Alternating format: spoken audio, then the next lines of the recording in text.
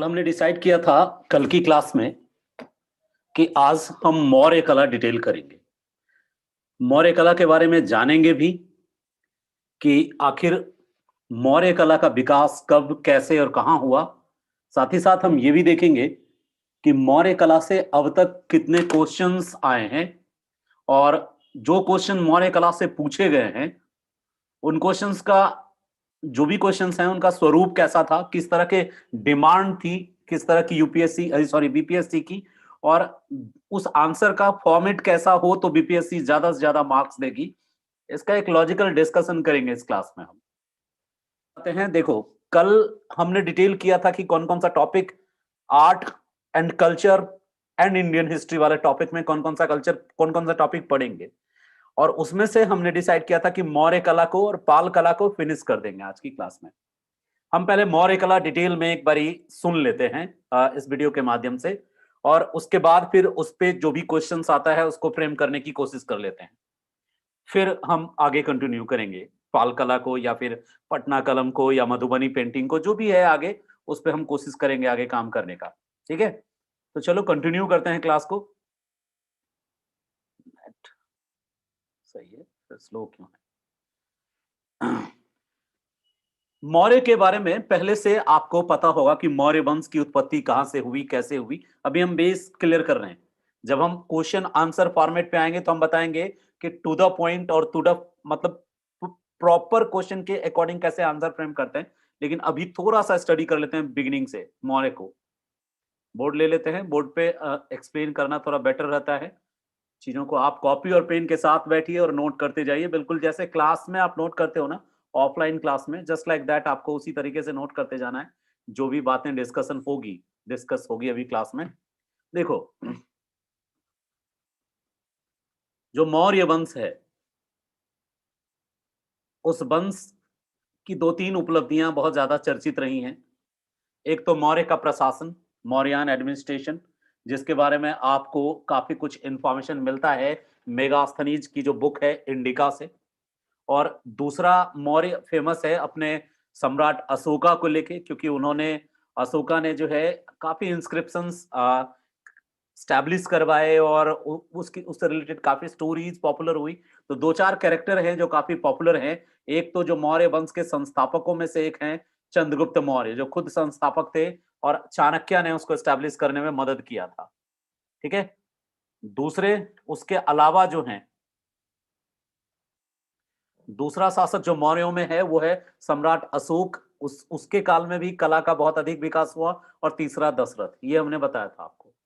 तो अभी स्टार्ट कर लेते हैं कि मौर्यों के पहले कौन सा हिस्ट्री रहा है इतिहास का, भारत का इतिहास का कौन सा पार्ट रहा है। तो जब आप इंडियन हिस्ट्री पढ़ते हो तो इंडियन हिस्ट्री में आप तीन पार्ट में बांट के इंडियन हिस्ट्री को स्टडी करते हो, मॉडर्न, मिडेवल और एनिशियंट, यानी एनिशियंट, मिडेवल और modern.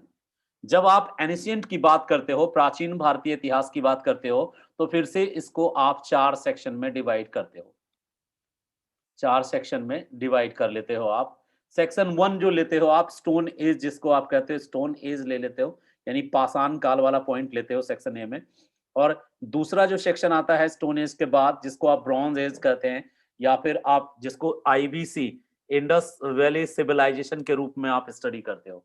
IBC, Indus valley civilisation के बाद आप वैदिक सिविलाइजेशन को पढ़ते हो, वैदिक के बाद आप पोस्ट वैदिक पढ़ते हो, और उसके बाद 6th सेंचुरी बीसीई के टाइम पे तीन महत्वपूर्ण घटनाएं घटती हैं।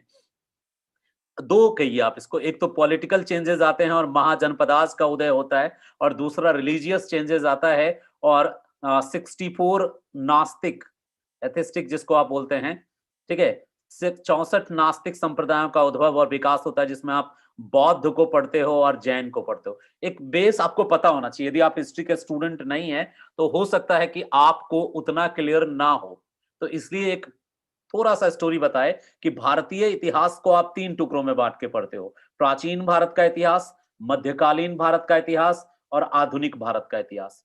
प्राचीन भारत को फिर से आप कुल मिलाकर चार टुकड़ों में बांट के पढ़ते हो, चार हिस्सों में बांट के पढ़ते हो। एक स्टोन एज जिसको आप प्राग इतिहास भी बोलते हो, प्रोटो हिस्ट्री, इसके बाद आद्य इतिहास होता है प्रोटो हिस्ट्री वाला। ठीक है, प्राग इतिहास, आद्य इतिहास और इतिहास। देखो, प्राग इतिहास उसको बोलते हैं जिसका प्रूफ हमारे पास अवेलेबल नहीं है, रिटन प्रूफ अवेलेबल नहीं है, रिटन प्रूफ यदि अवेलेबल नहीं है लेकिन अदर प्रूफ है, आर्कियोलॉजिकल प्रूफ है, जैसे स्टोन है, बोन्स हैं, टूल्स हैं, मैसनरी हैं, उसको हम बोलते हैं प्राग इतिहास। आद्य इतिहास प्री हिस्ट्री हो गया ये, प्राग इतिहास को प्री हिस्ट्री कहते हैं। प्रोटो हिस्ट्री किसको बोलते हैं? देखो, प्रोटो हिस्ट्री वाला पार्ट आता है जिसका कि अवेलेबल होता है प्रूफ, लेकिन हम उसको रीड नहीं कर पाते हैं। Written proofs are available but we are not able to read, then उसको प्रोटो हिस्ट्री कहते हैं। जैसे इंडस वैली सिविलाइजेशन है ना, तो इंडस वैली सिविलाइजेशन के बारे में आपके पास बहुत सारी रिटन प्रूफ अवेलेबल हैं, लेकिन आपकी मजबूरी क्या है कि उस रिटन प्रूफ्स को आप रीड नहीं कर पाए हो। इंडस वैली सिविलाइजेशन की जो जो स्क्रिप्ट्स है, जो वहां की लिपि है, उस लिपि को अभी तक आप क्या नहीं कर पाए हो, डेसिफर नहीं कर पाए हो, पढ़ नहीं पाए हैं। इसलिए सिंधु घाटी सभ्यता के बारे में उतनी अधिक जानकारी नहीं है जितनी होनी चाहिए। तो ऐसा इतिहास या इतिहास का वह भाग जिसके बारे में हमारे पास लिखित जानकारी होने के बावजूद हम उसको पढ़ नहीं पाते, वो आद्य इतिहास है, राइट। और प्राग इतिहास क्या है? रिटन प्रूफ है ही नहीं, कुछ लिखित जानकारी कुछ नहीं है। और प्राक इतिहास या प्राग इतिहास एक ही होता है, आद्य इतिहास और इतिहास, तीनों सेक्शन को देखते चलो। इतिहास वाला सेक्शन यानी हिस्ट्री वाला सेक्शन जो है, जिसके रिटन प्रूफ्स हैं और आप उस रिटन प्रूफ्स को रीड भी कर पाते हो, तो वो हिस्ट्री है। तो जब तक सिंधु घाटी सभ्यता तक हम पढ़ रहे हैं तो ये प्रोटो हिस्ट्री में आता है, ध्यान से देखना। थोड़ा मैं भी आराम से बता दूं ताकि दिक्कत ना हो। यानी अभी जो हम पढ़ रहे थे, हम इतिहास को समझ रहे थे कि इतिहास तीन तरह का होता है। एक वो जिसके बारे में रिटन लिखित साक्ष्य नहीं है, दूसरा वो जिसके बारे में लिखित साक्ष्य तो है, लिखित साक्ष्य तो है लेकिन हम पढ़ने में सक्षम नहीं है, और तीसरा वो जिसके बारे में लिखित साक्ष्य भी है और हम उसको पढ़ भी पाए हैं, डिसिफर भी कर पाए हैं, वो है इतिहास। तो इतिहास, आद्य इतिहास और प्राक इतिहास, तीनों का कॉन्सेप्ट तो आपको पहले से पता है, ये मैं मान के चल रहा हूं। यहां जो हम मौर्य पर आने के पहले हम आपको कुछ बताना चाहते हैं कि प्राक इतिहास और आद्य इतिहास, इन कालों में भी, इनमें भी कला का विकास हुआ। प्राग ऐतिहासिक बहुत सारी गुफाएं हैं जिसमें भीमबेटका की गुफा है और भी कई सारी गुफाएं हैं जिसमें शिकार करते हुए पेंटिंग, अल्टामिरा केव है जर्मनी में, अल्टामिरा की गुफा है, सॉरी स्पेन में अल्टामिरा की गुफा। तो स्पेन में जो गुफा है अल्टामिरा की, वहां पे भी पेंटिंग मिला है। तो स्टोन एज में भी लोग पेंटिंग बनाते थे, चित्र बनाते थे, मॉन्यूमेंट्स बनाते थे, उपकरण बनाते थे, वो भी कला का एक रूप था, लेकिन वो उतना ज्यादा तरासा हुआ नहीं था, उतना विकसित नहीं था। सिंधु घाटी सभ्यता जब आई तो कला का विकास पहले की तुलना में बेहतर हुआ, ज्यादा हुआ कला का विकास सिंधु घाटी सभ्यता में। जैसे आप सिंधु घाटी सभ्यता से रिलेटेड कई तरह के मॉन्यूमेंट्स देखे होंगे। मॉन्यूमेंट्स का मतलब कहते हैं कि उस काल के कई तरह की स्थलाकृतियां, सॉरी कई कलाकृतियां आपने देखी होंगी। जैसे मृदभांड देखा होगा आपने, मिट्टी की मूर्तियां देखी होंगी आपने, कांसे की नर्तकी की मूर्ति देखी होगी आपने, तो वो सब सिंधु घाटी सभ्यता के कला के नमूने थे। मूर्ति कला और भवन निर्माण कला भी सिंधु घाटी सभ्यता की अनुपम थी। लेकिन जब हम प्रागैतिहासिक कला और आद्य ऐतिहासिक कला के बाद का अध्ययन करते हैं, जिसको वैदिक काल की कला कह सकते हैं आप, तो वैदिक काल में कला के विशिष्ट नमूने या साक्ष्य हमारे पास उपलब्ध नहीं है। उसके बाद सीधे सिंधु घाटी के बाद सीधे यदि देखें कला के क्षेत्र में यदि कुछ डेवलप हुआ है तो वह मौर्य काल में, मौर्य काल के साक्ष्य हमारे पास मौजूद हैं। तो आप जब देखो, आंसर यदि कैसा पूछेगा क्वेश्चन उस पर डिपेंड करता है। यदि मान लो वो आपसे ऐतिहासिक एक परिचय मांगता है कि मौर्य कला का ऐतिहासिक परिचय प्रस्तुत करें, या क्वेश्चन ऐसे बनाता है कि कला का विकास भारतीय इतिहास में सिंधु घाटी सभ्यता से, या फिर ऐसा पूछ सकता है कि मौर्य काल में जो कला देखने को मिलती है वह सिंधु घाटी सभ्यता का ही विकसित रूप है, कैसे? देखो, प्रश्न ऐसा नहीं है कि हूबहू जो पहले पूछ चुका वही पूछेगा। प्रश्न को बनाने सीखो कि कैसे बना सकते हैं हम। क्यों यहाँ टॉपिक का नाम मौर्य कला है, तो हम सिंधु घाटी सभ्यता की चर्चा क्यों कर रहे हैं? कंपैरेटिव स्टडी दे सकता है आपसे, तुलनात्मक रूप से आपको पूछ सकता है कि क्या आप मानते हैं। देखो, बीपीएससी भी अब यूपीएससी की तरफ अपने लेवल को अपग्रेड कर रही है। 65वीं बीपीएससी के क्वेश्चंस को जब तुम देखोगे गौर से, तो आपको लगेगा कि कंफर्म वो अपने को अपग्रेड कर रही है। तो अपग्रेड करेगी तो क्वेश्चंस कैसा बनाएगी? वो क्वेश्चन बना सकती है कि क्या आपको ऐसा लगता है या क्या आप मानते हैं कि मौर्य काल की जो कलाकृतियां हैं या कला का जो रूप सिंधु घाटी सभ्यता में देखने को मिलता है, उसी का विकसित रूप हमें मौर्य काल में देखने को मिलता है।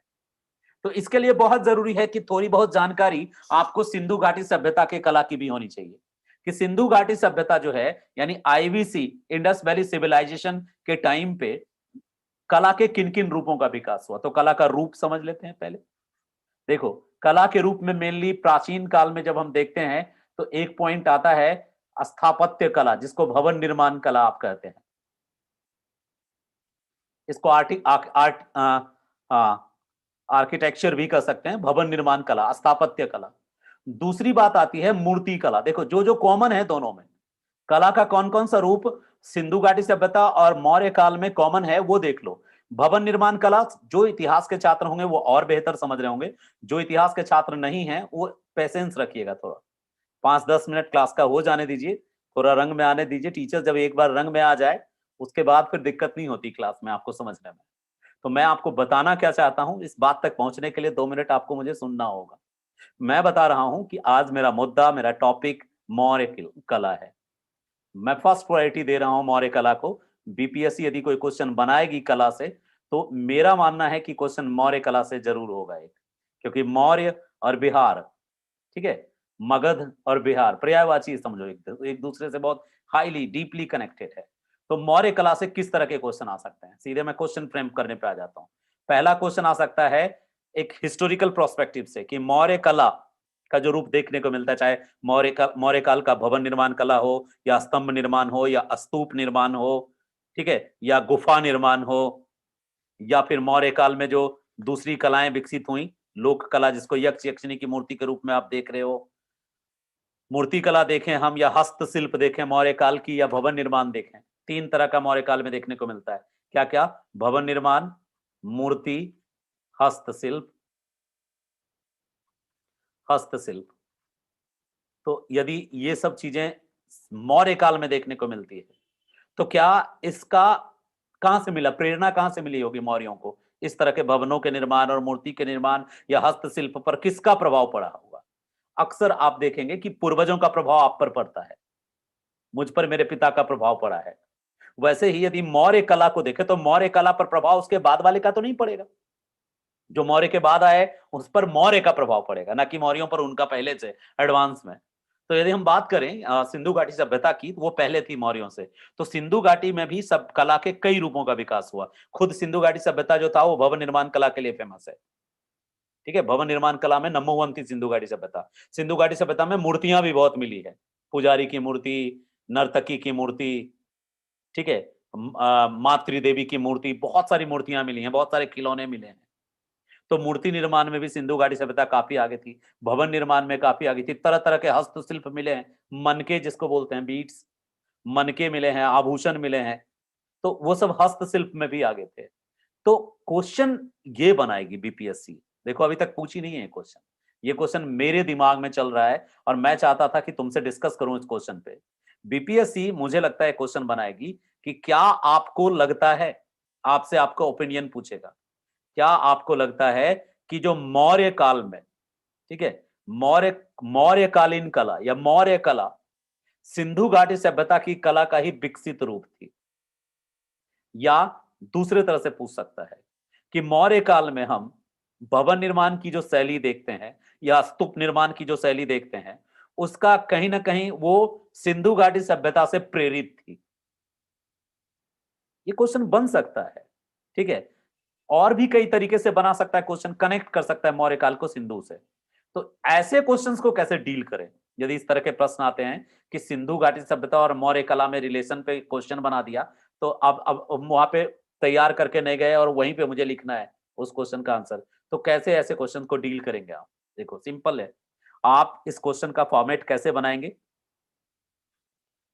इस क्वेश्चन में आप इंट्रो जो देंगे, यानी बिगिनिंग जो स्टार्ट करेंगे क्वेश्चन का आंसर का, लिखना नहीं है इंट्रो, इंट्रो वर्ड नहीं लिखना है, लेकिन जब आप शुरुआत करेंगे तो इसमें कॉमन इंडिया से स्टार्ट करेंगे कि भारत में कला का विकास, भारत में कला का विकास प्रागैतिहासिक काल और आद्य ऐतिहासिक काल से ही देखने को मिलता है।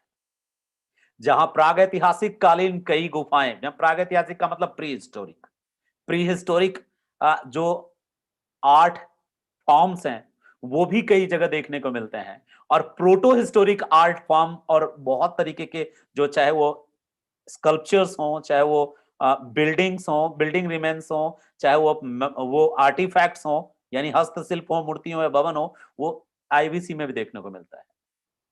इन दोनों से कहीं बेहतर रूप में, देखो उसका इसका भी जिक्र कर दिया थोड़ा सा मैंने, और थोड़ा इसका भी जिक्र कर दिया, उसके बाद मैं लिख रहा हूं इन दोनों के कला के रूपों का और बेहतर नमूना हमें मौर्य काल में आकर देखने को मिलता है। एक छोटी सी कहानी आपको फिर से बताता हूं। एक बहुत ब्रिलियंट स्टूडेंट था, और वो बहुत रट्टूमल स्टूडेंट भी था, दिमाग से भी काम लेता था। उसने अपने फादर से पूछा कि पापा एग्जाम में कौन निबंध देते, कौन सा एग्जाम में ऐसे आएगा? तो पापा बोले क्या कि मैट्रिक में तो अक्सर यही आता है, क्रिकेट मैच तैयार कर लो और एक दो और ऐसे तैयार कर लो। लेकिन जब वो एग्जाम में गया तो उसको एक क्वेश्चन आया, क्या? ट्रेन यात्रा। तैयार क्या करके क्या गया था लड़का? क्वेश्चन तैयार करके गया था क्रिकेट मैच पे, ठीक है? और एग्जाम में क्या आ गया? रेल यात्रा। अब रेल यात्रा पे तैयार करके नहीं गया था, और क्रिकेट मैच पे वो तैयार करके गया था। लड़का बिहार का था, पापा उसको बोले थे कि बेटा क्रिकेट मैच आएगा, जबरदस्त रट के गया था क्रिकेट मैच पे निबंध, और लिखने के लिए क्या आया एग्जाम में? रेल यात्रा। अब उस लड़के के पास दो ऑप्शन था, या तो सरेंडर मारे कि मैं लुट गया, मैं बर्बाद हो गया, क्यों? तैयार करके गया था क्रिकेट मैच और आ गया रेल यात्रा। या तो वो लड़का बिहारी हो, ऐसे लोग बिहारियों को ऐसे देखते हैं, रूबी कुमारी जो प्रोडिकल साइंस के रूप में, लेकिन भावना कंठ को भूल जाते हैं, वो भी तो बिहारी थी बच्ची। तो दूसरा फॉर्म बता रहा हूं कि वो लड़का क्या किया, रेल यात्रा शुरू करी उसने लिखना, क्योंकि वही एक उसको लगा कि हम लिख पाएंगे। उसमें लिखा कि मेरी एक अविस्मरणीय रेल यात्रा है जिसको मैं भुला नहीं पा रहा हूं, और मैंने यहाँ से ट्रेन पकड़ा, मैं कुछ दूर ही गया था, और जैसा कि आप जानते हैं बिहार में चैन पुलिंग हो जाती है, तो एक जगह चैन पुलिंग हुई, सामने बहुत देर तक आगे कहीं कोई पुल टूट गया था जिसके कारण काफी देर तक विलंब होना था। गार्ड ने बताया कि 1 घंटे ट्रेन अभी यहीं रुकेगी। पास में खेतों में कुछ बच्चे क्रिकेट मैच खेल रहे थे, तो मैं उतरकर उसी क्रिकेट मैच का आनंद लेने लगा, और यहाँ से फिर जो क्रिकेट मैच पे तैयार करके गया था वो पूरा लिख दिया, और जब एंड हुआ तो उसके बाद लिख दिया, इतने में रेलगाड़ी ने हॉर्न दिया, और गार्ड ने झंडा दिखाया कि आप आ जाएं, और मैं फिर से रेल पे चढ़ के अपने गंतव्य तक पहुंच गया। ये एक अद्भुत नमूना, अद्भुत विस्मरणीय यात्रा थी मेरे लिए, जिसमें मैंने रेल यात्रा के दौरान क्रिकेट का मजा लिया। मेरा कहने का तात्पर्य सिंपल है, क्या? क्वेश्चन को ऐसे प्रिपेयर करके जाओ घर से, टॉपिक को ऐसे प्रिपेयर करके जाओ कि तुम उस टॉपिक को किसी भी तरह कंप्लीटली लिख के आओ, और तुमको कोई गलत भी ना कर पाए। आप उसको कैसे गलत करेंगे? उसने तो उसकी अविस्मरणीय रेल यात्रा ही थी, उसमें क्रिकेट मैच एंटर कर गया तो वो उसके दिमाग का कमाल था। तो मौर्य कला से कुल मिला के 3-4 तरह से क्वेश्चन आपको पूछ सकता है। एक, मौर्य कला का सीधा विशेषता पूछ सकता है जो अभी हम बताने वाले हैं आपको। दूसरा, मौर्य कला पर पीछे जो है सभ्यता, सिंधु घाटी सभ्यता का प्रभाव पूछ सकता है।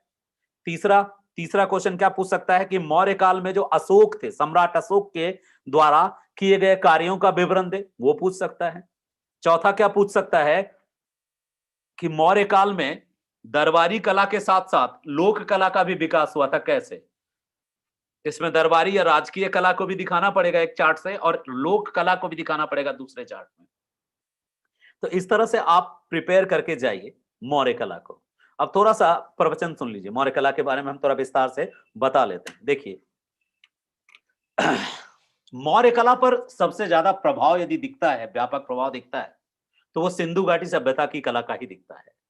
जैसा कि हम जानते हैं कि सिंधु घाटी सभ्यता, इंडस वैली सिविलाइजेशंस की जो टाउन प्लानिंग थी, भवन निर्माण कला, नगर निर्माण कला थी, वो बहुत बेहतर थी, और कई भवनों के जो अवशेष मिले हैं सिंधु घाटी सभ्यता से, वो आज भी दर्शनीय हैं और विचारणीय हैं कि किस प्रकार की अभियांत्रिकी यानी इंजीनियरिंग उस समय की थी, रही होगी। आज जिस तरह से महानगरों का निर्माण हम करते हैं, सिंधु घाटी के लोग पहले से उस तरह के महानगरों का निर्माण करते थे। योजनाबद्ध तरीके से वो नगर बसाते थे। कैसे? उनके नगरों में स्विमिंग पूल भी था, स्नानागार। उनके नगरों में धान्य कोठार यानी ग्रोसरी, जो पूरा गोदाम होता है ना, गोदाम भी था, अनाज रखने का, अनाज रखने के गोदाम भी था। गोदाम के इसके अलावा नालियां पक्की थी उनकी।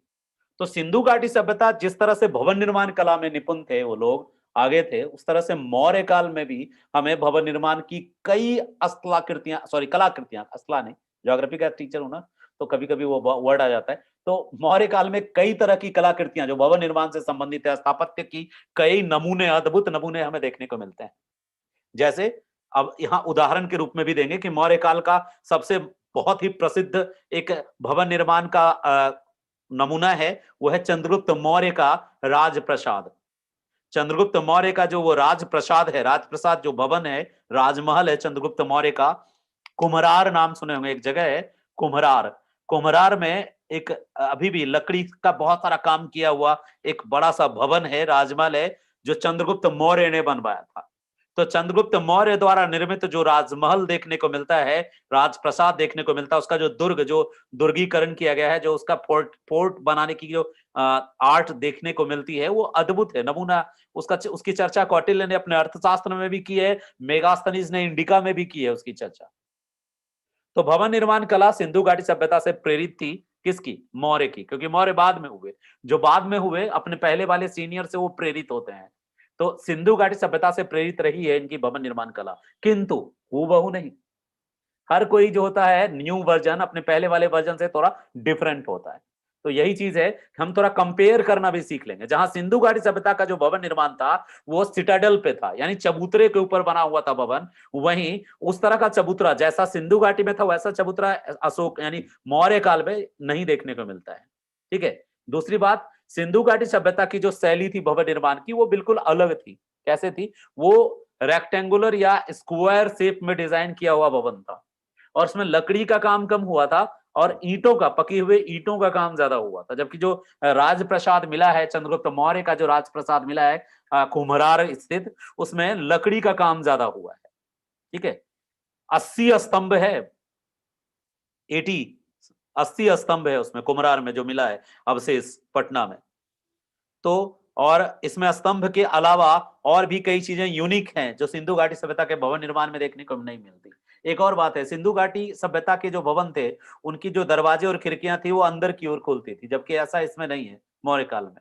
अंतर भी पूछ सकता है कि किस प्रकार मौर्यकालीन भवन निर्माण कला सिंधु घाटी सभ्यता की कला से भिन्न था। तो आप मेंटली प्रिपेयर रहिए, कंपेरेटिव स्टडी करते जाइए। तो मौर्य काल कला के क्षेत्र में एक अद्भुत काल था, और मौर्य काल की जो कलाकृतियां थी मूलतः वह भवन निर्माण कला, और भवन निर्माण कला कह सकते हैं उसमें, और साथ ही साथ लोक कला, दोनों तरह की कलाओं का, और मूर्ति कला। भवन निर्माण कला, हस्तशिल्प, मूर्ति कला, लोक कला। लोक कला में मूर्ति कला शामिल है, और भी कई तरह की वस्तुओं का मिला है अवशेष, वो सब हम बताने वाले हैं आपको। ठीक है, चलो एक चार्ट बनाते हैं, उससे आप और बेहतर समझते हैं। यहाँ हम सिर्फ आपको एक क्लू देना चाहते थे कि आप मौर्यों को कंपेयर करने के लिए मेंटली प्रिपेयर हो जाइए। किससे? आईवीसी, इंडस वैली सिविलाइजेशन के साथ। ये कैसे एक दूसरे से कनेक्ट है, कैसे आईबीसी इसको प्रेरित किया, यानी समानता और विपरीत क्या अंतर, दोनों पे एक विचार कर लीजिए आप, एक अच्छा कॉन्सेप्ट बना लीजिए। चलिए, एक एक एस्पेक्ट आपको दिखाया मैंने, मौर्यों को सिंधु घाटी से जोड़ के देखिए। दूसरे एस्पेक्ट पे आते हैं। अब हम आते हैं कि जो मौर्य कला है, हमने मौर्य वंश के बारे में आपको ज्यादा डिटेल नहीं बताया, और मैं उम्मीद करता हूं कि आपको पहले से कुछ कुछ ज्ञात होगा। मौर्य वंश के बारे में ऐसा कहा जाता है कि मौर्य वंश की स्थापना जो की वो चंद्रगुप्त मौर्य ने की, चाणक्य की मदद से। और उसके पहले, मौर्य वंश के पहले जो वंश था वो नंद वंश था, और नंद वंश का जो अंतिम शासक था धनानंद था। धनानंद को मारकर चंद्रगुप्त ने मौर्य वंश की स्थापना की। यहाँ मौर्य वंश में जो मौर्य शब्द आया है, इस संदर्भ में एक बात कही जाती है कि एक तरह से मौर्य नाम का एक गणराज्य था नेपाल में, और उसी गणराज्य की राजकुमारी को धनानंद ने हरण करके अपने जो अंतःपुर है, जहां जीती गई, लूटी गई नारियों को रखा जाता था, वहां रखा था। और ऐसा नियम था धनानंद के यहाँ पे। धनानंद थोड़ा अय्यास और बहुत ही हवसी टाइप शासक था, ऐसा इतिहास में बताते हैं, लेकिन वास्तविकता जो भी रही हो, वह हर एक करेक्टर के पीछे दो एस्पेक्ट होता है हिस्ट्री में। कोई अशोक को क्रूर कहता है तो कोई अशोक को एक अच्छा शासक कहता है, कोई अकबर को महान कहता है तो अकबर को कोई निरक्षर भी कहता है। तो एक नजरिया होता है इतिहासकारों का, उसमें हम लोगों को नहीं फंसना है। हम बस ये मान के चल रहे हैं कि मौर्य वंश का जो संस्थापक था चंद्रगुप्त मौर्य था, और चंद्रगुप्त मौर्य के जो गुरु थे वो चाणक्य थे, जिनकी मदद से मौर्य वंश की स्थापना करी चंद्रगुप्त मौर्य ने, स्थापना किया उन्होंने। और नंद वंश के धनानंद को मार के उन्होंने इस वंश की स्थापना की। और मौर्य गणराज्य नेपाल की तराई का गणराज्य था, उसी गणराज्य से संबंधित माना जाता है चंद्रगुप्त मौर्य को। और ये भी माना जाता है, ये वर्ड बहुत इंपॉर्टेंट वर्ड है, माना जाता है, यह भी माना जाता है कि चंद्रगुप्त मौर्य जो थे वो शूद्र थे। कुछ लोग उसे क्षत्रिय मानते हैं, जबकि कुछ उसे शूद्र मानते हैं।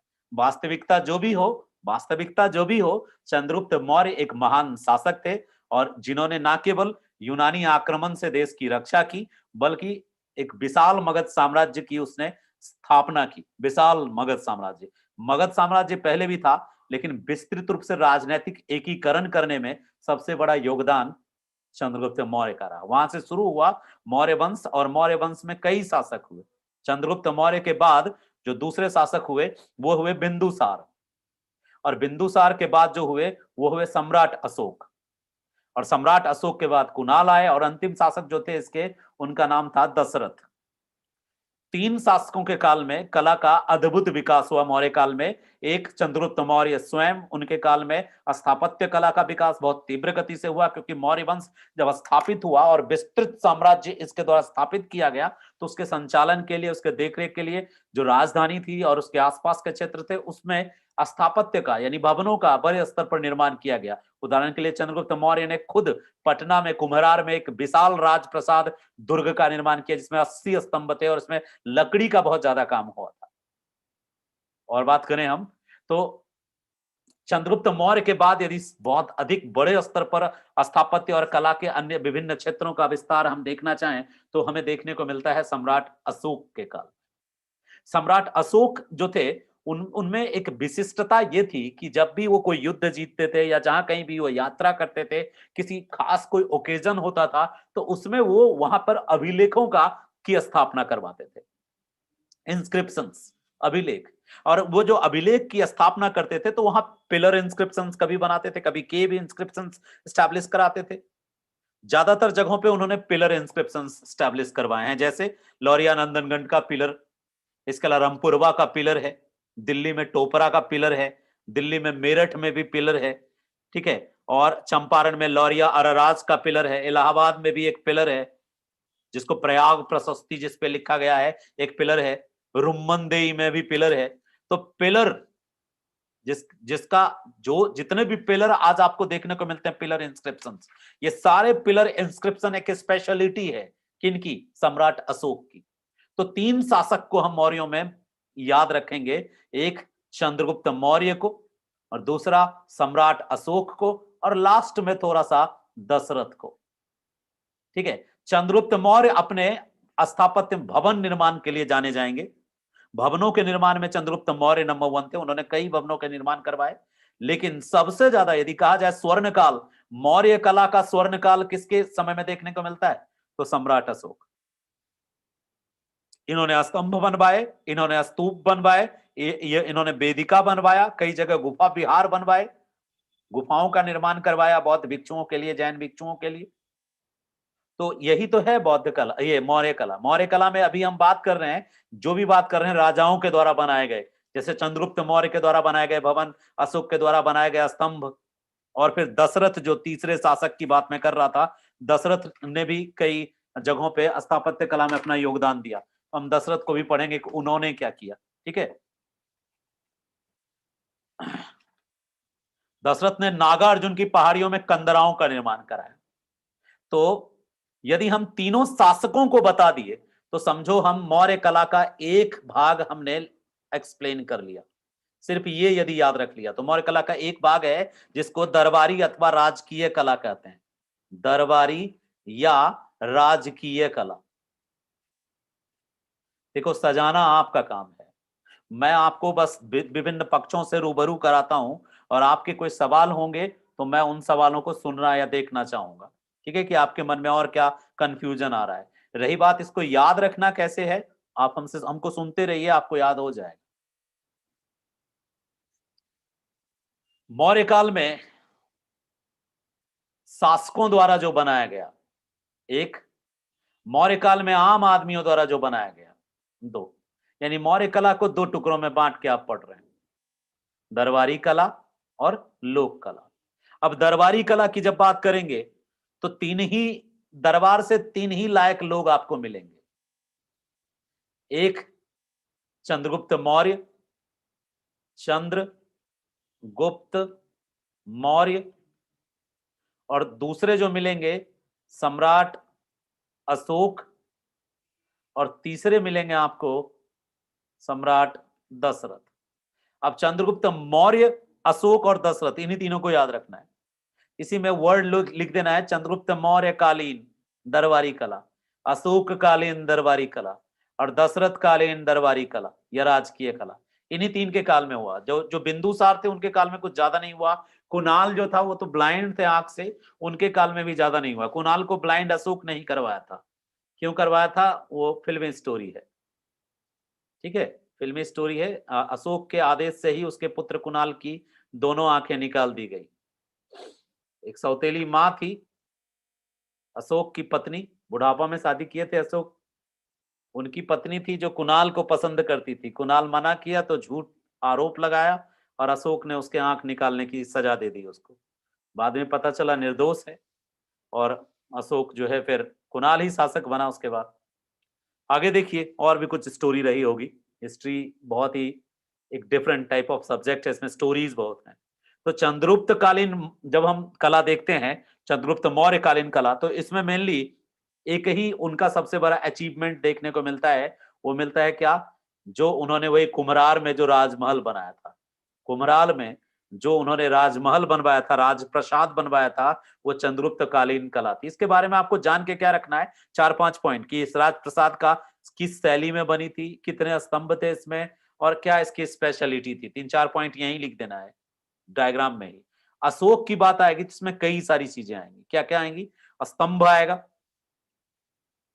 अशोक ने जो सबसे ज्यादा बनवाया वो स्तंभ बनवाया। इसके अलावा अशोक ने क्या बनवाया? अशोक ने स्तूप बनवाया। स्तूप वही जो बौद्ध धर्म से संबंधित है। स्तूप अशोक ने कई जगह वेदिका बनवाए। ठीक है, वेदिका, वेदिका क्या होता है मैं बता दूं आपको। वेदिका जो है अशोक ने कई जगह बनवाए। सामान्यतः मौर्य काल में जहां जहां वो स्तूप बनवाते थे, जहां जहां वो विहार बनवाते थे, वहां वहां वेदिकाएं भी बनवाते थे। वेदिकाएं जो होती थी वो मौर्य कला की एक विशिष्टता है, और उसको पूजा करने के लिए जो यज्ञ वेदी सुना होगा आपने, यज्ञ वेदी, उसी तरह का एक स्पेशल स्ट्रक्चर होता था जो पूजन हवन और कार्यों में प्रयोग होता था, वेदिका। ठीक है, मौर्यकालीन विहार और स्तूप वेदिकाओं से घिरे होते थे।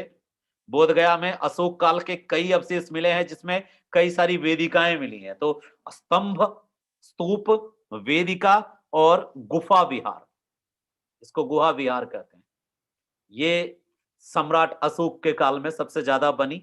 खास करके पिलर पे बहुत फोकस करना है आपको, चारों को एक्सप्लेन करना है। यदि क्वेश्चन ज्यादा मार्क्स कैरी कर रहा है तो आप स्तंभ में जितने स्तंभ हैं, 4-5 स्तंभ याद कर लेंगे। कुल मिलाकर के 7 स्तंभ इंपॉर्टेंट हैं, वो सातों स्तंभ याद कर लेंगे आप। ठीक है, स्तूप तो पर सिर्फ डिफाइन कर देंगे कि स्तूप क्या होता था और सम्राट अशोक ने स्तूप कहां कहां बनवाए। वेदिका को भी 2-4 लाइन से डिफाइन कर लेंगे, और उन गुफाओं की चर्चा कर लेंगे जिन गुफाओं का निर्माण अशोक ने करवाया। जब हम दशरथ की बात करेंगे तो दशरथ ने सिर्फ नागार्जुन की पहाड़ियों में कुछ कंदराओं का निर्माण कराया। नागार्जुन की जो पहाड़ी है, नागार्जुन की पहाड़ियों में कुछ कंदराओं का निर्माण करवाने वाले खुद दशरथ थे। तो इसमें सिर्फ यही लिख देंगे, क्या? नागा अर्जुन की पहाड़ियों में कंदराओं का निर्माण।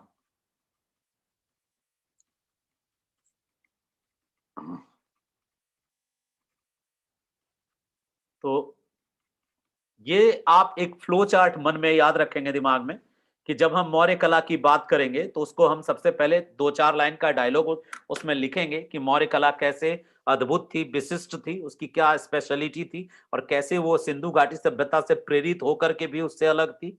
उसके बाद हम लिखेंगे कि मौर्य कला को हम मूलतः दो भागों में बांट सकते हैं, दरबारी कला और लोक कला।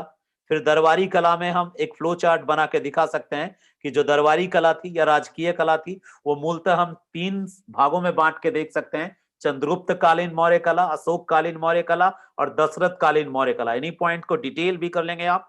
जो चंद्रगुप्त कालीन मौर्य कला थी उसमें मूलतः कुम्हरार का राज प्रसाद आएगा, और जो अशोक कालीन मौर्य कला थी इसमें जितने भी पिलर हैं, इंस्क्रिप्शंस, वो आ जाएंगे, स्तंभ, स्तूप आ जाएगा, वेदिका और गुहा विहार आ जाएगा, जिसका थोड़ा थोड़ा वर्णन कर देंगे। और जब हम दशरथ काल की बात करेंगे तो दशरथ काल में हम लिखेंगे कि नागार्जुन की पहाड़ियों में जो कंदराओं का निर्माण किया गया वो दशरथ के काल में किया गया। अब इसकी चर्चा करने के बाद आप फिर लोक कला बताएंगे। जब हम बात करेंगे लोक कला की तो लोक कला में मेनतः मौर्य काल में लोक कलाओं की यदि बात करें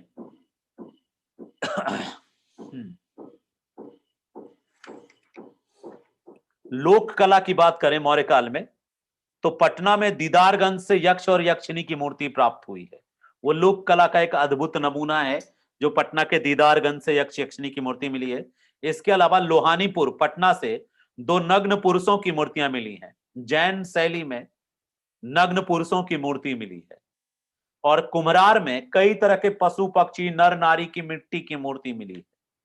ये जो भी कलाकृतियां मिली हैं, इन कलाकृतियों के निर्माण को देखकर अंदाजा लगाया जा सकता है कि ये राजकीय निर्मित नहीं है ना, मतलब दरबारी नहीं है, ये लोक कला से प्रेरित, मतलब स्थानीय लोगों द्वारा बनाए गए हैं।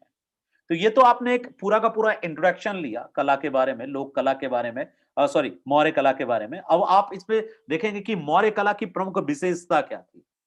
जैसे मान लीजिए कि जो पटना के दीदारगंज से यक्ष यक्षिणी की मूर्ति मिली तो उसके निर्माण की क्या शैली थी और उसमें उसकी स्पेशलिटी क्या थी, कैसे वो अलग थी औरों से, किस तरह के रॉ मटेरियल्स यूज हुए थे उसमें, कौन से पत्थर यूज किए गए थे, ज्यादातर किस तरह के पत्थर यूज हुए थे, पॉलिशिंग किस चीज से हुई थी या नहीं हुई थी। तो चलिए हम एक एक करके थोड़ा सा डिटेल आपको अब विशेषता कर लेते हैं, मौर्य कला की विशेषता। मौर्य कला के रूप देख लिया आपने कि मौर्य कला को हम दो भाग में बांट सकते हैं, दरबारी या राजकीय कला और लोक कला।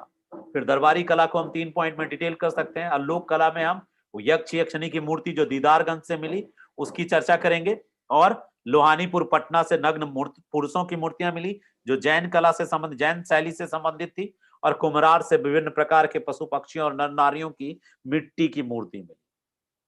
आइए हम देखते हैं कि विशेषता क्या थी। ठीक है, लोक कला में एक और चीज आता है, क्या वो आता है हस्तशिल्प।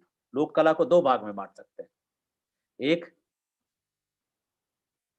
स्थानीय लोगों द्वारा बनाए गए मूर्ति कला यानी मूर्तियां, और दूसरा हस्तशिल्प। याद रखना इन सारे पॉइंट्स को यदि तुम अपने आंसर में दिखा दिए तो तुमको मार्क्स अच्छे मिलेंगे। और थोड़ा जो भी बुक अवेलेबल है आपसे आपके पास उसको 2-3 बार पढ़ लो, इसमें तुम कितने अच्छे से सजा सकते हो। मैं आपको जस्ट कल की जो क्लास होगी उसमें एक आपको स्कैन करके दिखाऊंगा फॉर्मेट, आंसर का फॉर्मेट, एक बेस्ट आंसर, एक मॉडल आंसर आपको बोर्ड पे ही कल मैं शो करूंगा, मैं खुद लिख के शो करूंगा। 2 क्वेश्चन का आंसर है, क्वेश्चन आप भी लिख लीजिए अपने अपने कॉपी में और आप भी ट्राई करना, मैं भी ट्राई करके आपको मॉडल आंसर आपके सामने रखने की कोशिश करूंगा। पहला क्वेश्चन आपको आज का प्रश्न है जो आपको लिखना है मौर्य कला पे, आप लिख लीजिए, आपके अभ्यास के लिए दे रहा हूं ताकि आप अभ्यास कर सकें। पहला प्रश्न है, मौर्य कला पर प्रकाश डालिए, मौर्य कला पर प्रकाश डालिए तथा इसके प्रभाव का विश्लेषण कीजिए। प्रश्न याद रखना, मौर्य कला ये 60 से 62वीं में पूछा हुआ प्रश्न है। ठीक है, मौर्य कला पर प्रकाश डालिए, सीधा प्रश्न है, प्रकाश डालिए तथा बिहार में इसके प्रभाव पर प्रभाव का विश्लेषण कीजिए।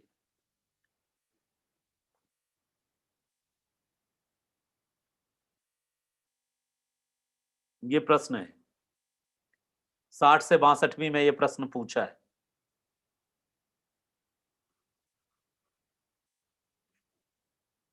प्रभाव तुम्हारे दिमाग में चल रहा होगा कि बिहार में इसके प्रभाव पर हम क्या लिखेंगे। अक्सर बीपीएससी का एक आदत है कि वो टेल लगाती है, पूंछ लगा रही है आजकल, प्रश्न के पीछे एक पूंछ जोड़ती है। मौर्य कला पर प्रकाश डाली अपने आप में एक क्वेश्चन है जिसमें पूरा मौर्य कला लिखना है, मौर्य कला का विकास उद्भव लिखना है, कैसे ओरिजिन हुआ, कैसे डेवलप हुआ, कहां से इंस्पायर्ड हुआ, क्या क्या इसकी स्पेशलिटी है, राजकीय कला, लोक कला, सब लिख दो तो हो गया मौर्य कला। लेकिन उसके बाद फिर तुमको 2 पैराग्राफ 1 पैराग्राफ लिखना है कि बिहार में इसके प्रभाव का विश्लेषण कीजिए, विश्लेषण कीजिए। कल इसके मॉडल आंसर हम आपके सामने रखेंगे और हम आपको एक आंसर का रूप दिखाएंगे कि ये इस तरह से लिखा जा सकता है। कई बच्चों के मन में आ रहा होगा कि सर वर्ड लिमिट क्या होगा इस प्रश्न का। तो देखो, वर्ड लिमिट की बात है तो 200 से 250 शब्द में लिखने की कोशिश करना और ज्यादा ही लिखना। बीपीएससी में सबसे बड़ी स्पेशलिटी यही है कि आप आंसर का लेंथ वही निर्धारित करिए, जितने मार्क्स का है उसके अकॉर्डिंग। जितने मार्क्स, कभी कभी क्या होता है एक ही क्वेश्चन का नंबर 1 और नंबर 2 दो क्वेश्चन दे देता है, इसका अलग मार्क्स होता है, इसका अलग मार्क्स होता है। क्वेश्चन नंबर 4 का 1, क्वेश्चन नंबर 4 का 2। तो ऐसे केसेस में फिर मार्क्स, जितने मार्क्स का क्वेश्चन वैसा लेंथ होगा आपके आंसर का। हम तो कहेंगे आप मैक्सिमम लेंथ में लिख के रखिए ताकि वहां मिनिमम अपने आप हो जाए। मिनिमम को मैक्सिमम बनाने में दिक्कत होती है, तो आप जितना जानते हैं इस संदर्भ में सब लिख दीजिए। जब हम बिहार में इसके प्रभाव की बात करेंगे कि बिहार में मौर्य कला का क्या प्रभाव पड़ा, तो आप बेझिझक अपने मन से यहां पे लिखेंगे कि मौर्य काल में जैसे भवन निर्माण कला है या मूर्ति कला है या स्तंभ कला है, स्तंभ निर्माण है या फिर गुफा है, इसका प्रभाव क्या देखने को मिला। पिलर इंस्क्रिप्शन से इंस्पायर्ड हुए लोग और आज भी उसके प्रतीकों को उपयोग कर रहे हैं आप। जैसे सिंह स्तंभ, जो आपका राजकीय चिन्ह है क्या है भारत का, वो शेर है ना, 3-4 शेर, इधर भी सिर इधर भी सिर शेर का। तो सारनाथ स्तूपा में जो लायन पिलर है, इंस्क्रिप्शन है, सिंह स्तंभ, वो आपका आज भी क्या है, राजकीय चिन्ह बना हुआ है। तो प्रभावित किया ही है उसने। इसके अलावा प्रयाग प्रशस्ति पर लिखे गए जो भी सूचनाएं हैं वो काफी प्रभावित किया है। उन सूचनाओं ने इतिहास जानने का एक स्रोत के रूप में प्रभावित किया है। इसके अलावा जहां कहीं भी ये पिलर्स हैं, इन पिलर्स को देख करके हम गौरवान्वित महसूस करते हैं। और इसके अलावा टूरिज्म को विकसित करने में भी ये बहुत बहुत बड़ा योगदान है इसका। जैसे जहां जहां पे पिलर है, जिस बनाया है सम्राट अशोक ने, वहां अच्छा विकसित हुआ है। जहां भी कोई इंस्क्रिप्शन पिलर इंस्क्रिप्शन हो, चाहे केव इंस्क्रिप्शन हो, चाहे कहीं कुम्हरार का वो राज प्रसाद हो, वो टूरिज्म को विकसित करता है, आकर्षित करता है लोगों को। विदेशी पर्यटक भी आते हैं, तो पर्यटन उद्योग को तो विकसित कर ही रहा है। गौरवशाली इतिहास का हमें बोध भी करा रहा है। हम गौरवान्वित भी महसूस कर रहे हैं कि हमारे जो एंसेस्टर्स थे कितने ग्रेट थे। ग्रेटफुलनेस, भव्यता, और हमारी जो प्राचीन इतिहास की जो विरासत की जो भव्यता है उसका आभास, एहसास कराती है हमें। तो इन्हीं बातों को यदि आप एक्सप्लेन कर पाओ, पन्ने पे उतार पाओ, तो सोचो कि तुम एक बेस्ट आंसर लिख रहे हो। तो मौर्य कला के बारे में लिखना half part of the question है। एंड उसके प्रभाव को भी लिख जाना कई रूपों में, किन किन चीजों को देखो, प्रभावित आप कहां करोगे आप। देखो, जब भी किसी का प्रभाव पूछता है ना, तो प्रभाव को आप कई रूपों में देख सकते हो। क्या राजनीतिक प्रभाव क्या पड़ा उसका, आर्थिक प्रभाव क्या पड़ा उसका, क्या पड़ रहा है, सामाजिक प्रभाव क्या पड़ रहा है और किस तरह पड़ रहा है, धार्मिक प्रभाव क्या पड़ रहा है, किस तरह पड़ रहा है। आज जो बिहार जो है, बौद्ध धर्म का पर्यटन बहुत ज्यादा विकसित हो रहा है, बोध गया इतना विकसित हो रहा है या लुम्बिनी इतना विकसित हो रहा है, क्यों भाई? क्योंकि वहां पे जो मौर्य कला के नमूने हैं, जैसे लुम्बिनी में गए थे सम्राट अशोक अपने राज्याभिषेक के, शायद कितने वर्ष बाद गए थे लुम्बिनी में, तो वहां उन्होंने एक पिलर इंस्क्रिप्शन गड़वाया था। तो एक तरह से धार्मिक प्रभाव भी है उन स्थलाकृतियों का, सॉरी स्थलाकृति बार बार आता है, कलाकृतियों का धार्मिक प्रभाव भी है, सामाजिक प्रभाव भी देखने को मिलता है। कैसे सामाजिक प्रभाव देखने को मिलता है? तो ये जो मौर्य कला के जो नमूने हैं, उन नमूनों में जिन चीजों को दिखाया गया, जो शो किया गया है, जैसे आप देखेंगे कि बिहार के जो पहले के घर होते थे, प्राचीन काल के जो घर होते थे, हमारे भी दादा परदादा ने जो बनाया था, उसमें लकड़ी का प्रयोग अधिकतम हुआ है। पुराना घर मेरा टूटा था, निकला था, और नया घर बनाने के लिए तो बहुत सारे गोल बांस निकले थे उससे। प्राचीन काल में लकड़ियों की नक्काशियां मिलेगी। आप देखेंगे कि यदि वो छप्पड़ भी बना रहा है, छप्पर मतलब ऊपर, तो इसमें भी डिजाइन से ऐसे लकड़ी कटिंग करके उसमें कुछ डिजाइन करके ऐसे लगाया हुआ है इस तरह से। इस तरह से। तो लकड़ी का जो अधिकतम प्रयोग देखने को मिलता है बिहार के प्राचीन महलों में, भवनों में, तो वो कहीं ना कहीं मौर्य काल के प्रभाव को दर्शाता है, क्योंकि मौर्य काल में जो राजप्रसाद है चंद्रगुप्त मौर्य ने जो घुमरार में बनवाया है, वो किस में आपको देखने को मिल रहा है? वो भी तो आपको लकड़ी का प्रयोग उसमें अधिकतम मिला है। तो लकड़ी का प्रयोग किया जाना एक तरीके का प्रयोग कैसा कैसा प्रभाव है, ये आपको आप इसमें आर्थिक प्रभाव में भी दिखा सकते हैं, सामाजिक प्रभाव में दिखा सकते हैं, राजनीतिक प्रभाव में आप दिखा सकते हैं। जो पिलर इंस्क्रिप्शन जो सिंह स्तंभ है उसका उपयोग राजकीय चिन्ह के रूप में किया जा रहा है। ठीक है, बिहार के गौरवशाली इतिहास को प्रकट करने के लिए भी इन कलाकृतियों का एक रूप सामने लाया जाता है। चलिए, और भी आप अपने स्तर पे सोचना, प्रभाव को आप अपने स्तर पे सोचना किस तरह से प्रभावित कर रहा है। सांस्कृतिक प्रभाव में आ जाएगा धार्मिक और सामाजिक, इसको आप सांस्कृतिक प्रभाव कर सकते हो एक साथ। आर्थिक में आप देखो पर्यटन से रिलेटेड किस तरह प्रभावित कर रहा है, पर्यटन उद्योग विकसित कर रहा है।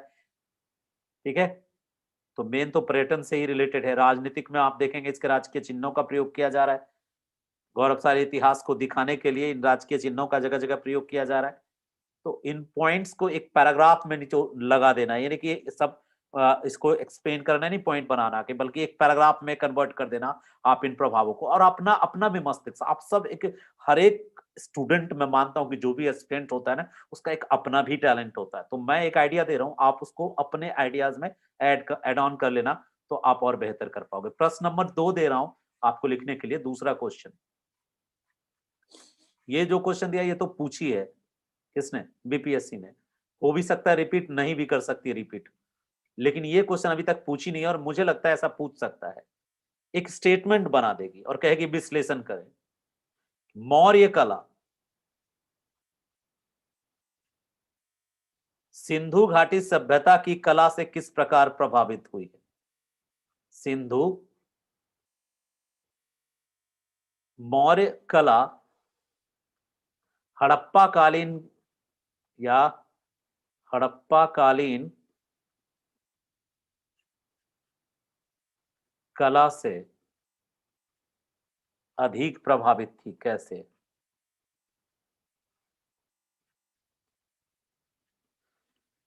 इसको ऐसे पूछ सकता है कि क्या आप मानते हैं कि मौर्य कला से हड़प्पा कालीन कला का ही एक विकसित रूप थी, ऐसा पूछ सकता है क्वेश्चन।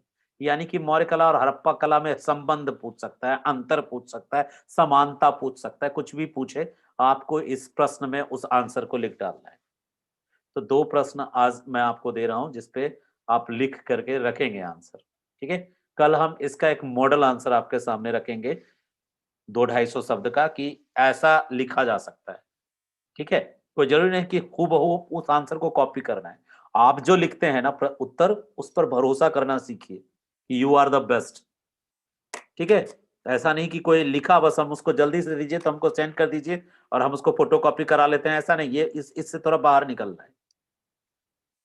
विशेषता हम आपको बताते हैं मौर्य कला की। एक और क्वेश्चन आ सकता है मौर्य कला पे कि मौर्य कला और स्थापत्य कला या मौर्य कला की प्रमुख विशेषताओं का वर्णन करें, ये क्वेश्चन भी आ सकता है। ठीक है, मौर्य कला की प्रमुख विशेषताओं का वर्णन करें। तो यदि ऐसा प्रश्न आता है कि मौर्य कला की विशेषताओं का वर्णन करें, तो क्या लिखेंगे आप? हम आपको विशेषता बताते हैं कि मौर्य कला की विशेषता में आप कुल मिलाकर के 5 से 6 पॉइंट लिख सकते हैं।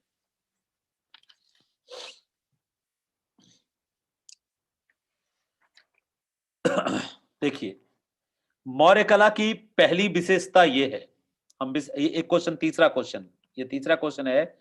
ये क्वेश्चन मौर्य कला पे चर्चा नहीं करना है, मौर्य कला या मौर्यकालीन स्थापत्य कला की प्रमुख विशिष्टताओं का वर्णन करें। ये प्रश्न आने के चांस हैं, हजारों बार पूछ चुका है, 39 मतलब बार बार पूछा है। विशिष्टताओं का वर्णन करें, ये प्रश्न आपको पूछेगा। विशिष्टता यदि आता है आपसे, वो आपको पूछता है, तो उसको अलग तरीके से एक्सप्लेन करना। आप चीजें वही आएगी जो इसमें लिख रहे हो, वही इसमें भी लिखोगे, लेकिन इसमें कुछ पॉइंट बना बना के लिखेंगे हम। जैसे उसमें हम लिख सकते हैं कि जो किन किन चीजों का वो ज्यादा प्रयोग करते थे, कौन सी शैली का उपयोग करते थे। ठीक है, जैसे हम बात करें चंद्रगुप्त के उस राजभवन की, राजकीय भवन की, तो उसकी विशेषता यह थी कि फर्श एवं छत लकड़ी के थे। तो जितनी भी चीजें बनी ना मौर्य काल में, उनमें जिन चीजों का यूज हुआ उसका वर्णन करना ही विशेषता बनाना है। सीधे इंट्रो लिख देना, थोड़ा सा इंट्रोडक्शन दे देना है मौर्य कला का, गुणगान कर देना है एक पैराग्राफ छोटा सा 2-3 लाइन में, उसके बाद सीधे लिख देना है मौर्य कला की प्रमुख विशिष्टताएं इस प्रकार है। पहला पॉइंट देंगे कि जैसा कि हम जानते हैं कि मौर्य काल में जो एक प्रसिद्ध भवन मिला है मौर्य काल में निर्मित, वो है कुम्हरार का राजकीय भवन, पटना के निकट कुम्हरार में खुदाई से मिला एक बहुत बड़ा भवन। उसकी विशेषता वहीं पर लिख देंगे। पहला पॉइंट लिख देंगे कि इसका फर्श और छत लकड़ी का था। दूसरा पॉइंट लिख देंगे इसमें बलुआ पत्थर के 40 पॉलिशदार चमकदार, 40 नहीं 80 पॉलिशदार चमकदार पाषाण स्तंभों का प्रयोग हुआ था।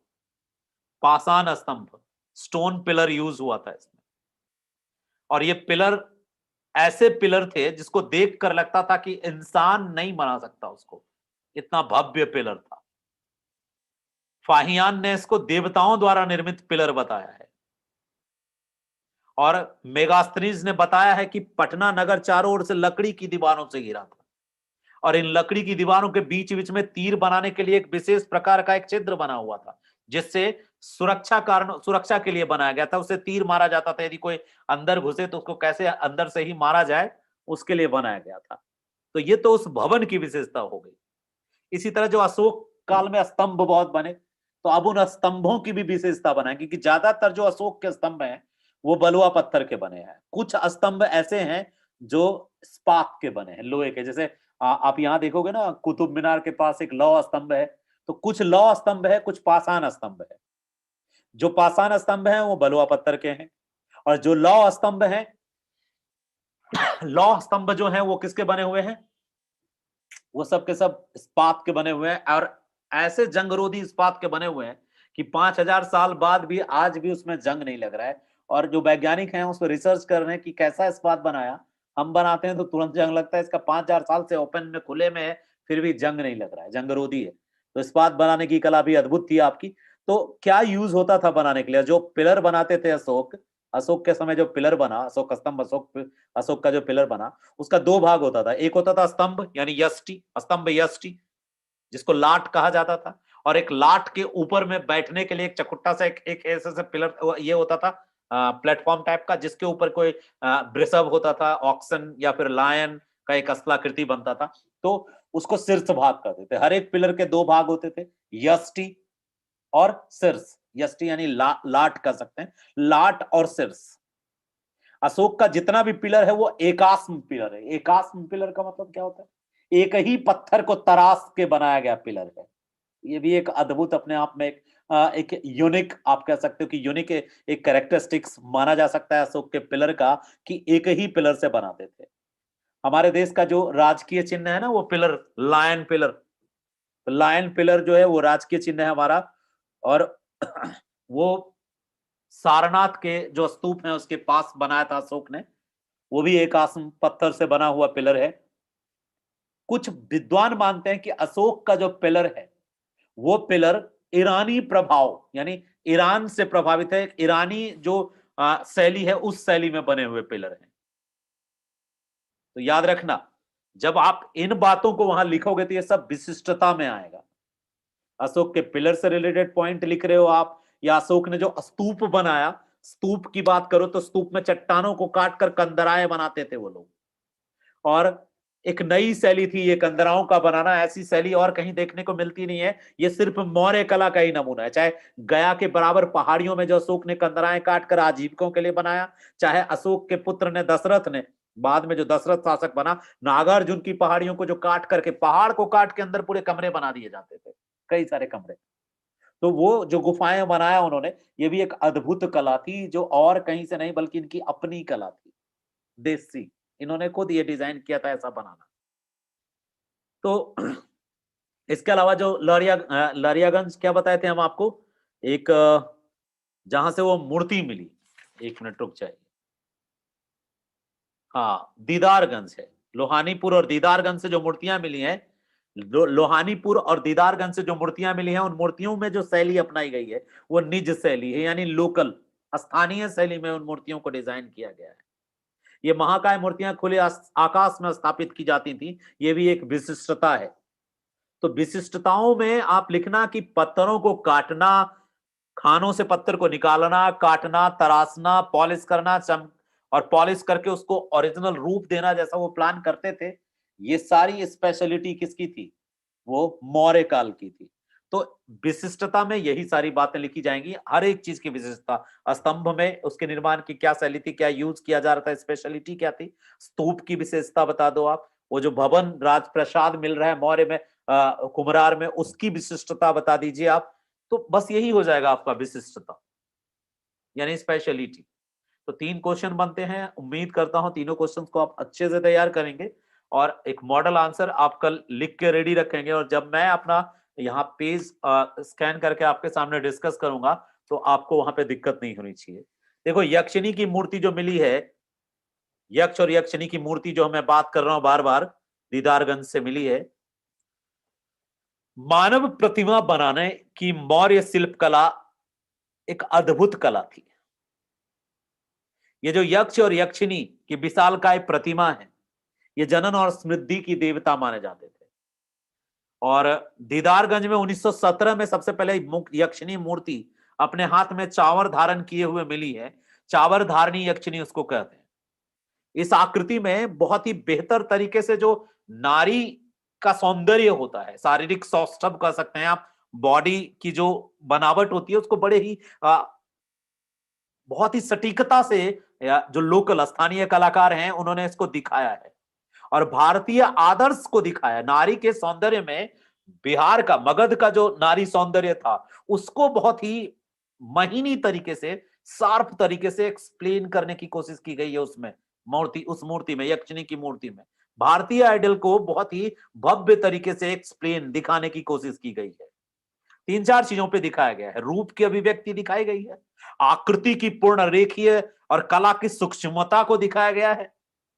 ठीक है, इन्हीं प्रतिमाओं के आधार पर बाद में बौद्ध का, जैन का, तीर्थंकर की विशाल मूर्तियां बनाई गई।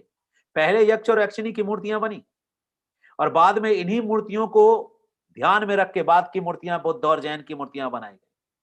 मूर्तियों की विशेषता क्या थी? जो यक्ष और यक्षिणी की मूर्ति मिली दीदारगंज से, उसकी क्या विशेषता थी? पहली विशेषता यह थी कि ये मूर्तियां होती थी वस्त्र रहित। ऊपरी भाग, कमर से ऊपर वस्त्र नहीं होता था, चाहे यक्षिणी हो या यक्ष, कमर से ऊपर वस्त्र नहीं होता था। सिर्फ अधोभाग में यक्षिणी होती थी तो साड़ी लपेटी होती थी और यक्ष होता था तो लंगोट पहने होता है। मूर्ति का एक हाथ, भले ही जो यक्षिणी का मिला है वो तो खंडित मिला है एक हाथ, और दूसरे हाथ में चंवर, चंवर समझते हैं वो जो वो गुरुद्वारे में देखे होंगे आप, एक खास तरह का ऐसे गुरु ग्रंथ साहिब के ऊपर चलाता है चंवर, एक राजाओं को जो हवा करने के लिए, पंखा करने के लिए यूज करते हैं, चंवर धारण किए हुए। मूर्ति के गले में मोतियों की माला शोभायमान है और कमर पतली है मूर्तियों की और नितंब स्थूल हैं और एक तरह से बनावट को थोड़ा अट्रैक्टिव बनाया गया है। ओवरऑल आप ये बात समझिए। और मूर्ति अभी भी सुरक्षित का है पटना के संग्रहालय में। ये सारे पॉइंट्स जो मैं आपके सामने एक्सप्लेन कर रहा हूं बुक से, पर्पस यही है कि आपके पास कंटेंट थोड़ा जमा हो जाए, कि आपके दिमाग में कुछ बातें आ जाएं और तब आप उसको लिखें। लिखते समय भी आप पुस्तक का हेल्प ले सकते हैं, लेकिन एक बार लिख लेने के बाद उसको खुद से पढ़ जाइए, खुद से मूल्यांकन कर जाइए। क्या लगता है आपको, आप प्रश्न जो 3 आपके सामने हैं, आप इसको पूरी तरह से सेटिस्फाई कर पा रहे हैं कि नहीं? 200, 250, 300, मैक्सिमम 300 शब्द में लिखिए और 3 से 4 पेज, ज्यादा ज्यादा 5 पेज में लिखिए, इससे ज्यादा नहीं लिखना है। और कम हो तो कोई बात नहीं, ज्यादा हो तो भी कोई बात नहीं, बस लिखिए। लिखना महत्वपूर्ण है। लिखने से मत भागिएगा कि अब तो सुन लिए, याद तो हो ही गया, पढ़ लेंगे, अब फैसला ऑन द स्पॉट करेंगे। That is wrong way. आपसे ज्यादा ज्ञानी लोग भी पीछे रह जाते हैं 1-2 नंबर से। उसका कारण यही है, उसका आलस। उसको लगता है कि हमको आता सब है ही, तो हम सीधे एग्जाम हॉल में ही फैसला ऑन द स्पॉट करेंगे, तो उससे थोड़ा नुकसान होता है। चलिए, ये थी आज की क्लास जिसमें हमने डिस्कस किया मौर्य कला को। कल की क्लास में हम डिस्कस करेंगे आपसे पाल कला और पटना कलम जो चित्रकला है उसको, दोनों को। एक और बात मैं अनाउंस करना चाहूंगा, ये मेरी स्पेशल अनाउंसमेंट है। जिनका जिनका ज्योग्राफी ऑप्शनल है उसको हम अब जूम पे क्लास आपको अवेलेबल कराएंगे, और जूम की आईडी पासवर्ड आपको मिलेगी और उसका चार्ज लेंगे हम। जो ज्योग्राफी ऑप्शनल वाले छात्र हैं यदि बिहार के, तो वो हमको ज्वाइन कर सकते हैं। उसकी क्लास दोपहर में यानी 9 बजे से होगी, सुबह में 9 बजे से होगी। 9 से 11 ज्योग्राफी की क्लास होगी ऑप्शनल की। तो जो भी ज्योग्राफी ऑप्शनल के छात्र हैं वो मुझे कांटेक्ट कर सकते हैं, और आपको मैं बता दूंगा क्या फी जमा करना है और कितने बजे से क्लास होगी। और उसमें नोट्स भी मैं अवेलेबल कराऊंगा, नोट्स का पीडीएफ ज्योग्राफी का अवेलेबल कराऊंगा। इंग्लिश और हिंदी मीडियम दोनों स्टार्ट करने जा रहे हैं, ज्योग्राफी ऑप्शनल। ठीक है, जीएस की क्लास रेगुलर यूट्यूब पे ही चलेगी, और ऑप्शनल की क्लास जूम पे चलेगी। जो भी ऑप्शनल अवेलेबल होगा वो जूम पे अवेलेबल हो पाएगा। ठीक है, थैंक यू। फिर हम मिलते हैं कल की क्लास में आपसे।